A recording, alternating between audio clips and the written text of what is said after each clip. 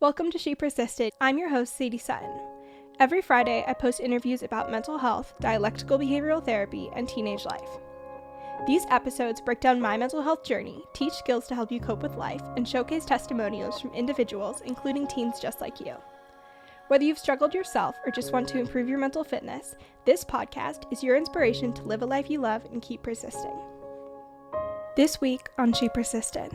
As I went through that, I didn't really understand it. And I also was kind of embarrassed and ashamed because I was an athlete and I felt like, to not have confidence and not believe you could get the job done was like a sign of weakness, or was a reason my coach would bench me or my teammates wouldn't trust me. So I really suppressed that and I didn't talk about it or let anyone know what was going on. This week's DBT skill is the IMPROVE skill. IMPROVE is an acronym that stands for imagery, meaning, relaxation, one thing at a time, vacation, and encouragement. It's within the distress tolerance module, so it's a way to distract yourself from your current suffering and then revisit those emotions at a later time when you're less emotionally distressed. So diving right into imagery is imagining relaxing scenes, imagining everything is going well, and using the skill of imagery to bring yourself a sense of calm, peace, and joy. With meaning, you are finding purpose or meaning in a painful situation, focusing on what positive aspects of a painful situation you can find, repeating these positive aspects, and repeating these positive aspects in your mind. With prayer, you're opening your heart to a supreme being, God, or asking your wise mind. You're looking for strength to bear the pain, and you're turning things over to God or a higher being. For the R, you are doing relaxation, so this is all self-soothing, whether it's deep breathing, changing your facial expression, doing yoga, taking a bath, soothing through the senses. With one thing in the moment, you are focusing your entire attention on what you are doing, keeping yourself in the moment, putting your mind in the present, focusing your entire attention on the physical, and really paying attention to what's going on through your five senses. For vacation, you are giving yourself a brief vacation from your current experience, whether that's getting into bed and pulling the covers up over your head, going outside and diving into nature, reading a book, watching a movie, turning off your phone, really just taking yourself away from your current reality and taking a step back. And lastly is self-encouragement and rethinking the situation. So you're being your cheerleader. You're saying, you got this, I'm going to make it through this, I'm okay, I'm going to make it out of this situation, I'm doing the best I can stand it, this too shall pass, whatever your mantra is. So that's the IMPROVE skill, taking away some distress so you can survive through the moment and then later at a different point, process the emotions that you're experiencing. Hello, and welcome back to another episode of She Persisted. If this is your first episode, welcome to the show. My name is Sadie. I'm an 18-year-old freshman at the University of Pennsylvania, and I'm your host. We have a very exciting interview this week with special guest Victoria Garrick. I was so honored to have her on the show to pick her brain about student-athlete mental health, her experiences with depression and anxiety. We talked all about body image, body acceptance, intuitive eating, you name it, we covered it in this interview. It's an amazing one. Before we dive into that interview, I wanted to give a little life update. I had a big change in the mental health world this week, which is that I am switching therapists. Like I said, I'm a freshman at UPenn, and that meant that I moved all the way across the country from California to Pennsylvania to start school. And due to regulations, certifications from the Board of Psychology, whatever the name of it is, psychologists certified in California cannot treat practice with clients in Pennsylvania. So that meant that I had to find a new provider in Pennsylvania. And this was something that was really scary and overwhelming. In the past, finding a new therapist, switching treatment providers hasn't been the smoothest transition. At boarding school, it was something that I wasn't involved in that decision. It was something that was just kind of sprung upon me and was very overwhelming and confusing. I felt very out of control. Before that, when I was at home, it was something that invoked a whole-blown mental breakdown. I was like, I'm not doing therapy anymore. I will only do therapy if I work with this therapist. I quit. I ended up loving my new therapist when I switched at home. She was one of my favorite people ever. But I just was like, I can't handle this transition, this change. It was a lot. So to handle those kinds of transitions that in the past have been really difficult is always an interesting experience. It's always something that brings fear. I know that I'm able to cope with emotions that come up. I know that I'm able to handle things that life throws at me, but sometimes I'm like, am I strong enough to do this? Can I do this? Can I do this and be effective? I doubt myself. And so that was totally what happened here. I loved my last therapist that I worked with in California. She was exactly what I needed after I came out of treatment, during my time at home, transitioning to college. Like, she was perfect for the point of that I was at in my life, and not perfect in a way where it was like I went to therapy and I just kind of didn't do anything and I was not ever uncomfortable and wasn't pushed to do growth. But it was the exact opposite. I was constantly being pushed to experience more emotions and question why I think a certain way and be more compassionate and explore that mindset. And so she was someone that really helped facilitate growth in a really amazing way. And it was something that I hope everyone finds in a therapist. I would send her funny TikToks. We would geek out about our website designs. She would let me do my bullet journal for my diary card. Just so many things that she was able to adapt and cater to me and just be an amazing clinician. And as I looked back at these 2 years of treatment, it was really interesting because the 2 years before that brought so much growth. I became not depressed. I stopped struggling with suicidality. I stopped struggling with self-harm. I stopped struggling with anxiety. These were huge, crazy, big shifts in my life. And that isn't something that happened during the past 2 years. And so this shift in therapists and treatment providers caused me to really look back and reflect at the fact that I had maintained my growth from that really dark place that I was initially in. I'd continue to grow, whether it was with healthy habits, relationships, mindset, over the past 2 years, which is something I think is really worth celebrating, even though it might not have been as monumental as stopping being suicidal. So as we wrapped up our sessions, and I knew it was coming, I knew that I had a month after I moved to Penn until we stopped working together, it was something that was really bittersweet. I was so sad to end working with her, and I was so happy and grateful for all the work we'd done together. And so it definitely brought lots of tears, to which I would be in session and be like, I don't know why I'm crying. I don't like this. And she'd be like, I would be worried if you're not crying. Like, this is a good thing, Sadie. And so it brought lots of emotions, and we were talking as we wrapped up our session about what I was going to work on in the next couple of years, and of course I'll keep in contact with her and see her when I go home. But she made a comment. She said, and maybe not too long from now you won't even need therapy. And I was like, no, we'll stay in therapy. We'll keep this for now. And it's crazy to think about that, because therapy has now been a staple in my life for almost 8 years, since I was in 6th or 7th grade, and it's changed over time. I've done outpatient, I've done inpatient, I've done group, family, individual, DBT, CBT, everything you can imagine I've done, and it's been so beneficial to my mental health, to my life, to my relationships. And so again, it's just like wondering if I can handle the transition between therapists. If I really think about it, I'm like, yeah, I can, but I get scared. That emotion comes out and I'm like, can I handle this? Am I strong enough for that? Same thing with graduating, quote unquote graduating, or not continuing therapy at some point in life. I think it's something I'd be able to do, but it's a really scary, daunting thing to not necessarily have that support system in place that I've now had for so long. So I wanted to wrap this up by sharing a piece of wisdom that she gave me at the end of our session. And she said, the most valuable thing in life is validating other people and using your suffering to understand them.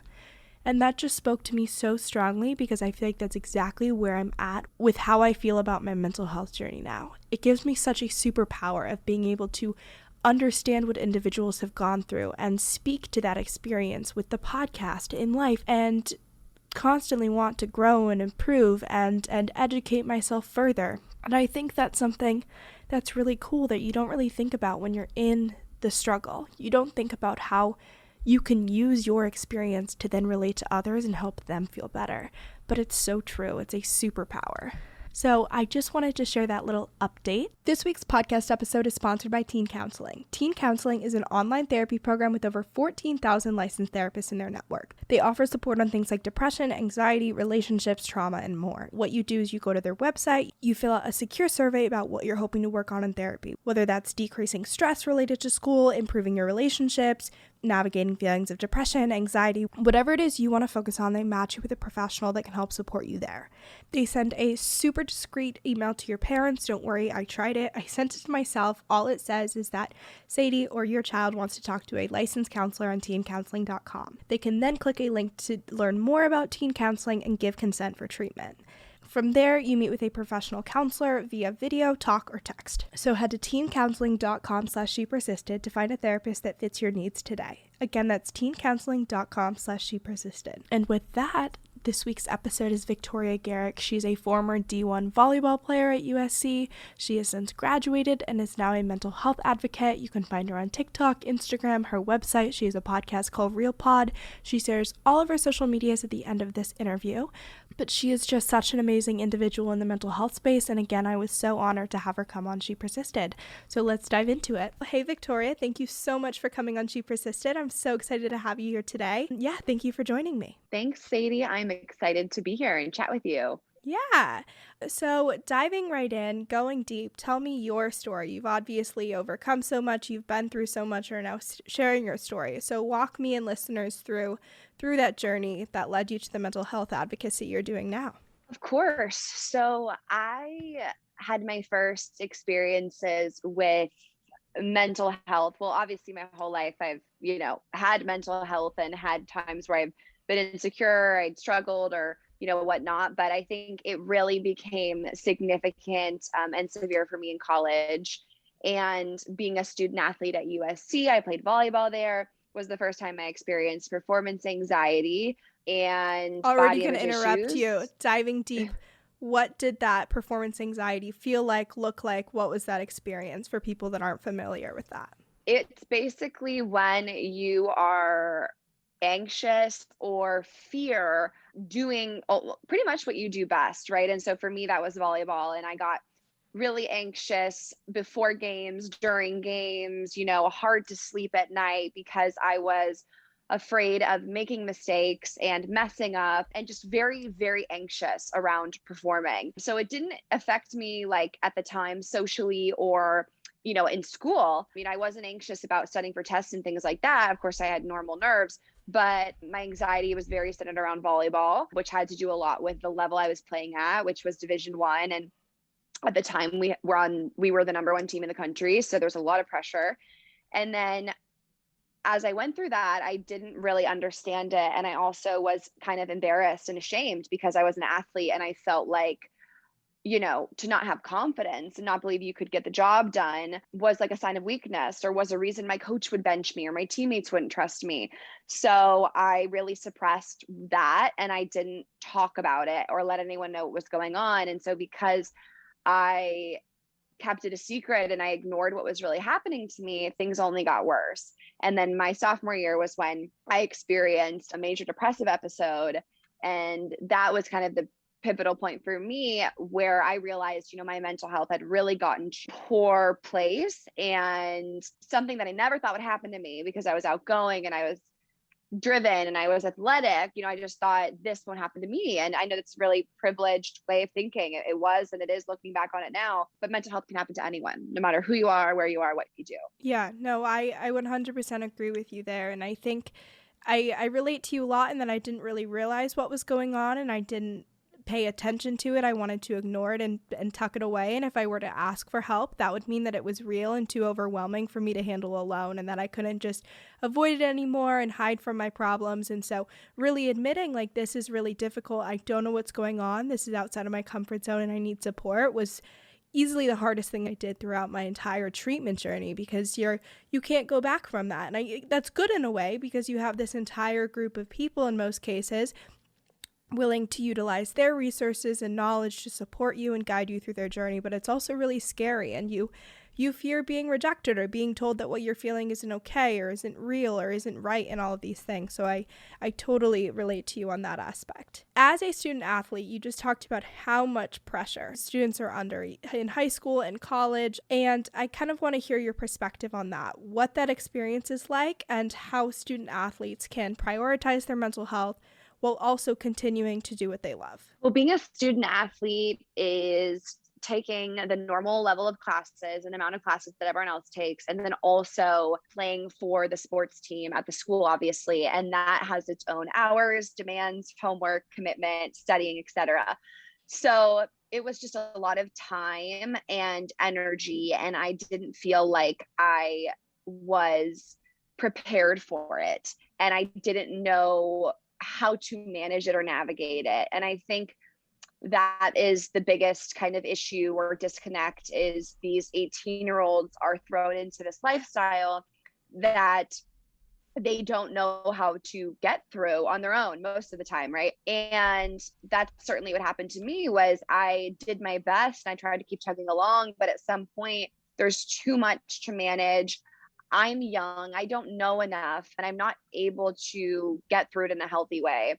So for student athletes, leaning on support, reaching out to people, letting the school help you if they have things set up to help you, is really important.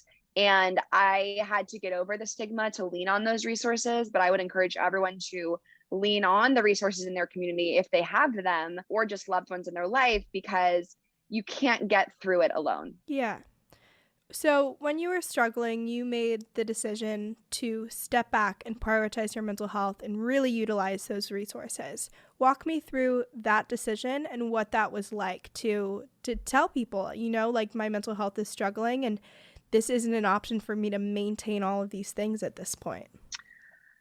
I was just talking with a teammate one day, and I really trusted her. And I think I just got to a point where I was admitting, this is really hard for me. How do you do this? And she said, oh, I see a psychologist at the health center. And that was kind of the first time I realized I could talk to someone. And I'd never thought about going to therapy before. And it was really weird for me to think about doing that, but she did it. And so it made me feel a little bit more okay in doing it myself. And then I started meeting with a psychologist, and then kept meeting with her once a week for the next 2 years until my senior year, where I was in a much better place and I didn't need weekly therapy. Was it difficult to tell your team, your coach, all of that kind of thing, that you weren't going to participate anymore? What was that reaction like? Were people supportive? Were they validating? Did they understand where you were coming from? Or were they upset that you were taking a step back? It wasn't until my junior year that I first started seeing a therapist in my beginning of my sophomore year. At the end of my junior season is when I took a mental health leave for about 2-3 months. And it worked out for me in the sense that we were having a coaching staff change, and a lot in the program was kind of like up in the air, and lots of things were changing in the administration. So for me to take this break was almost like perfect timing, because so many things were going on that it wasn't even going to be like organized training anyways. Just waiting for the new coach to come, whatever that was. So that timing worked out and I was able to take the break. When I did take that break, it is tough when you're a part of a team and you put yourself first. Everyone wanted a break. Everyone deserved a break. I asked for it and the athletic department gave it to me, which I was so grateful for. But it's definitely tough feeling like you are putting yourself first and kind of walking away from your team in a sense when you are an athlete, and putting the team first and not thinking about yourself is a part of what's ingrained in us from the get-go. Yeah. I think it's really interesting, and I was really lucky in that I was able, and my family was able, to pretty much drop everything when my mental health got really bad. I left a random week in the middle of freshman year and did 4 months of residential treatment, and then did 14 months of therapeutic boarding school. So I was really able to drop everything. I was away for a year and a half, and that's something that's not necessarily accessible to everyone. And it wasn't perfect timing. If I could have done it over the summer, or I could have left before I started high school, that would have worked better. But it got to a point where I wasn't able to go to school. I wasn't able to show up for these commitments that I had made, because without my mental health, I had no energy to output into any of these other things. And so if you don't take the breaks that you need to, it becomes impossible to keep up with these things that you're so passionate about and that seem more important. I think it's great that you share that, because I got lucky with my timing, right? That season had ended and I could step out, and whereas you didn't have that experience. And I think that's really real for people to understand, is it might not be the timing you want. You might get lucky, or you might have to miss out on something that you were so excited about, like your first year at college or prom or something like that. But it's worth it in the long run. I'm sure you feel that way now, because you figured out how to deal with something and set yourself up to better navigate it. And now you can do all these really cool, fun things and live your life because you took care of it when you needed to. 100%. And when I look back, like when I entered treatment, I was suicidally severely depressed in and out of the hospital, struggling in a very acute way. I left treatment, having not struggled with depression or anxiety for 2 years now, and if I hadn't gone into treatment at that point, I didn't know if I would be here at this point. So you are sometimes forced to take breaks, and I was someone who was backed into a corner. There weren't any other options. It wasn't like I was like, Mom, Dad, I think the best option is for me to leave home. They were like, this is what we're doing, and I'm so grateful for that. But it's very true. I'm forever grateful, and it changed the entire course of my life. And your mental health is everything. Just like you're not able to continue your same level of pace of activity when your physical health struggles, it's the exact same thing for your mental health. This week's episode is brought to you by Sakara. If you're familiar with She Persisted and my view on mental health, you know that I think it's so important to make sure that you're taking care of your physical health to not add emotional vulnerability to your mental health. That means getting enough sleep, having good nutrition, getting outside, staying active, all of these things. Sakara is a nutrition company that focuses on overall wellness, starting with what you eat. Their organic, ready-to-eat meals are made with powerful plant-based ingredients, and they're designed to boost your energy, improve digestion, and get your skin glowing. Their meals are delivered all around the U.S. ready to eat at your door, and you're good to go. They also have amazing wellness essentials like their Sleepy Time tea, which is one of my all-time favorites to help with my sleep routine. And another one of my favorites is their beauty chocolates. What you do is eat 1 to 2 chocolates per day, and they contain your daily source of 70 milligrams of phytoceramides. This increases moisture, improves elasticity in the skin, and enhances glow. And it's in the form of a chocolate. I literally love it. So they have so many different supplements, teas, powders, granola, in addition to their meals. To get your hands on these amazing products, you can go to sakara.com and use code XOSADIE at checkout for 20% off your first order. Again, that's sakara.com and use code XOSADIE at checkout for 20% off. So I want to dive into body image and your journey there. Talk to me about what that was like for you and what that's still like for you today. With body image, I think the most pivotal part in my relationship with myself was when I did become a college athlete and I was Olympic lifting and gaining weight, muscle, fat, all of it. And my body was changing and I was kind of getting farther away from skinny. And, my whole life, that was the type of body that was praised and that I thought I wanted to be and needed to be validated and be beautiful and all those things. So it was really hard for me when I started gaining weight and my body changed. Eventually, I was able to appreciate, what my strong body was doing for me and start to question the narrative around that there's one body. And that was really helpful for me because I thought, being muscular and bigger and having fat and whatever else comes with a body that's trying to allow me to play sports at my dream level, is a beautiful thing. And I was able to really flip the switch on how I viewed myself. And then, come my senior year and graduating, I miss being muscular and I feel frail. And it's funny how that can happen. Yeah, it's a total shift. So you've been really open with struggling with binge eating and how you are now able to implement intuitive eating. So I kind of want to talk about that, what that was initially like for you when you realized I want to make a shift with my relationship with food and what that shift was. Yes. So I had been trying to combat my weight gain by restricting and counting calories and all those things. And then I would be so hungry and stressed that I would cope with food. And that's kind of what led me down the binge eating cycle. And so in repairing my relationship with food, I had been so in the thick of diet culture that I couldn't go on a diet or have an eating regimen. That just wasn't going to work for me anymore. What really needed to happen was I needed to get back in touch with my self and my intuition and really listen to if I was hungry and what I was craving and what sounded like it would taste good and all those things. And that's the practice of intuitive eating. It's, a mindfulness practice that incorporates rational thought and emotions and awareness. And if anyone's interested in intuitive eating, I recommend you check out the book by Elise Resch and Evelyn Triboulet, or the Intuitive Eating Workbook by Elise Resch, or Janine Roth's books are my personal favorite. And now I am able to have a really healthy relationship with food and have no restrictions. And I think that is the thing that people who binge, it's shocking to them, is like, how do I stop binging, stop restricting? And it's really hard for Yeah. bingers to think about stopping restricting because they feel like they're going to absolutely lose control around food. But it's like, you're already losing control around food because you're not allowing yourself to eat and listen to your body. And Yeah. once you do, there's nothing sexy or enticing about the binge because you can eat whenever you want. Mhm. Mhm.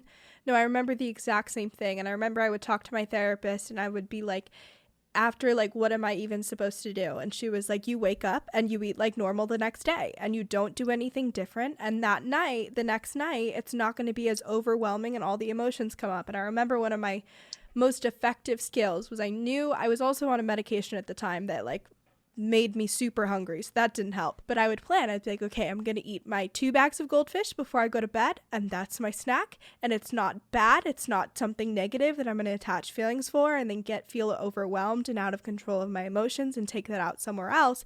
And that was something that was really, really effective. I want to ask you about kind of rewiring thought patterns around your relationship to food and body image, because that's such a pivotal part of that. It's an internal monologue, it's something that you are overwhelmed by. Are there certain thoughts that you have that you intentionally rewire and shift, and narratives you like to change when they pop up for you? I think for the most part, my relationship with food is really healthy, and I feel Yeah. blessed to be there now. However, of course, I have moments or days where a thought creeps in on, have I eaten too much cheese? Or if I look at everything I've eaten today, it's not healthy. And those words and those triggers come back to me. So I think the thing that I try to always redirect to is, okay, like, I trust myself, number one. Number two, I've been through a lot with food, so I understand why I'm having these thoughts or why XYZ is happening. I have compassion for myself. And three, let's take a deep breath and let's figure out how to navigate this. So I think it's really just pausing, having that kindness and compassion with myself, and taking whatever step is next. I think with dieting and a history of dieting, it's easy for people to be like, oh my God, I ate this. I got to freak out. I got to eat that. I got to lose 10 pounds tomorrow. I got to, like, you free Mm-hmm. your mind. You just bring it back in. It Okay. goes. Yeah. How, Mm-hmm. how does this make me feel? What do I understand about this? Okay, what do I want to do next? Just a deep breath. And, you don't have to Totally. make all these crazy up and down decisions. Mm-hmm.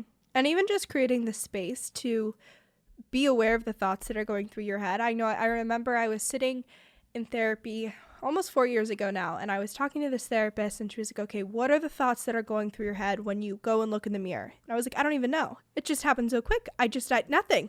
She was like, well, that's not possible because you're saying that your emotion shifted. So what's going on there? And I took a minute to be like, okay, this is the 6 different places that my eyes looked, and this is the 6 different thoughts that I had, and creating the awareness and the space for those thoughts instead of suppressing them allowed me to feel the emotions and process through them rather than avoiding them and feeling so overwhelmed, and that was hugely effective. So many freshmen are moving, adjusting to college right now, and you spoke to your experience of feeling overwhelmed by that transitioning, struggling navigating that shift. What is your advice to students that are coming into college and are like, this is a totally new experience. I don't feel prepared for what's going on here. I don't know what to do. I would say, first of all, that's normal. A lot of people feel that way, right? And I think that I remember kind of being drawn to be something that I wasn't, because of all those feelings. You're like, okay, well then how should I dress and what should I say and who should I hang out with? So to really take a step back and be like, okay, there's a lot going on. This is normal. How can I, what feels genuine to me and the relationships I want to build and the things that I want to do, and really stay true to yourself throughout the process and all the chaos of navigating it. 100%. What are your favorite practices, resources, principles that you implement now to maintain, improve your mental health? I would say that really taking care of myself, self-care, that buzzword has been big. Shows that really I like to watch. I love The Voice. So I watch The Voice on Mondays and Tuesdays. I make the time. Also time with family and friends, and also making sure that I'm not going to burn out. I think I have a tendency to work really hard and overwork and make all these goals and do all these things. And then I hit burnout and then I like don't have anything left in me. So that's something I'm trying to strike a balance with, of like, how can I work hard and integrate self-care so I can maintain this for a long period of time, instead of being like super determined and driven and accomplish lots of things and then like crawl in my bed and hibernate in my bed and like crawl around my apartment for like 3 months and then get back, so trying to strike a balance there. And also being honest with myself and honest with others. If I can't make something or I don't want to do something, just being honest about, I don't have enough energy left, or this isn't a place I want to put my time this week. And then really prioritizing what is important for me. 100%. I totally agree with you there. And I think that makes a lot of sense and is applicable to so many people. I want to ask you about being vulnerable and sharing your story with so many people. It can be scary sometimes. It can be overwhelming. What's been your experience there? Are you looking back, you're like, there's no regrets, I'm so glad I shared what I went through? Or are there moments where you're like, whoa, this is a lot of people that are looking to me for support and to constantly be that resource and inspiration? It's super exciting and I feel really grateful to have that. Also, I definitely do feel a pressure that comes along with it. Maybe you feel the same way, starting to talk about mental health and having people look to you to have these conversations and share your thoughts on them. It's a beautiful thing, but also sometimes I do carry that weight of, like needing to inspire and needing to say the right thing. And I don't always know the right thing and I still struggle. So, all of that has just been something that I have navigated over the years. But overall, I think it is such a special thing in this world to like show up as ourselves and be accepted. And for that, super grateful. I love it. My last question, which I like to ask all my guests, what are your current like top 3 mental health habits, resources, tips, tricks? You talked about in general, kind of creating balance in your life, but is there a book you're loving, a podcast you're listening to, going on a walk every day, things like that? I think that working out has been something I've been trying to do. It's really hard. And I think when people hear about working out, they think like, oh, it's about the aesthetic and the body image part of it. But for me, it really makes my body feel so good. And I want to like get the serotonin and like release the endorphins and sweat and get my heart rate up. So that is something I've been trying to do more of, is like move my body. And as hard as it is to get going, it's always something that makes me happy once I've done it. Yeah, I love it. Anything else that you're loving? I also would say quality time with people. I think a lot of what I do is online and it's connecting through a phone. So being able to put that away and just talk to someone and go on a walk and connect really is something that makes me feel present and joyful these days, especially coming out of the pandemic. I love it. Yeah, 100%. But where can people find you, connect with you, continue to consume your content? They can find me on Instagram at Victoria Garrick. And then in my bio is probably every other thing. Link in bio. So my podcast is called Real Pod. So that is where they can connect with me. And thanks so much for having me on and letting me be a part of this conversation with your community. I think, teen mental health is so important and it's a pivotal time in life. So to really start thinking about these things and getting aware of them is everything, because I didn't really fully start to understand until I was like 18. Yeah, no, 100%. And when we think about teenagers, they're already like biologically more susceptible to feeling intense emotions. They haven't had the time to create a resource and a network of support for themselves because so much of their life is already determined. So if you can build those skills early on when you do experience challenges like every single person does, you're able to navigate those with ease and with confidence and with an ability to cope, which I think is just so important.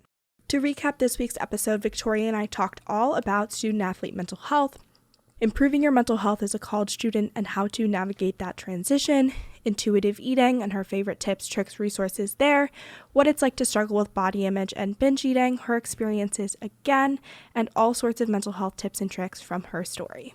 If you enjoyed this week's episode, please share with a friend, family member, or post about it on social media. Make sure you're subscribed to the show so you don't miss any future episodes, and leave a 5-star review on Apple Podcasts to let me know what you think. Thanks for listening, and I'll see you next Friday.